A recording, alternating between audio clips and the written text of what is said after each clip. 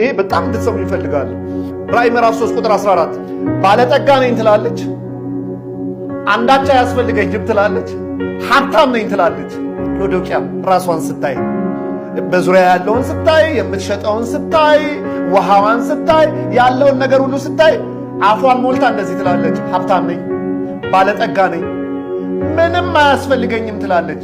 በነገር ላይ የሚደንቅ ሎዶቅያ እንደዚህ የምትለው ኢየሱስ ከደጅ ቆሞ እያንኳኳ ኢየሱስ ሳይኖር ነው ምንም አያስፈልገኝም የምትል። ከደጅ ቆሞ ኧረ ልግባ እያለ እያንኳኳ አንዳች አያስፈልገኝም ሙሉ ነኝ ትላለች። ስታይ ምን ታያለህ ብራዘር? ሰማይ ግን ሳያት ምንድን ነው የሚላት? 5 ቃላት በጣም የሚያስደነግጡ። ድሃ፣ እውር፣ ምስኪን፣ የተራቆተ፣ ጎስቋላ እንዲህ ነው የማይሽ። እሷስ ምንም አያስፈልገኝም፣ ባለጠጋ፣ ሀብታም። ምን ታያለህ ራስን ስታይ? ለቃሉ ራስን ስታይ ብቻ አይደለም ብራዘር፣ ሌላ ሰው ስታይ እንዴት ታያለህ?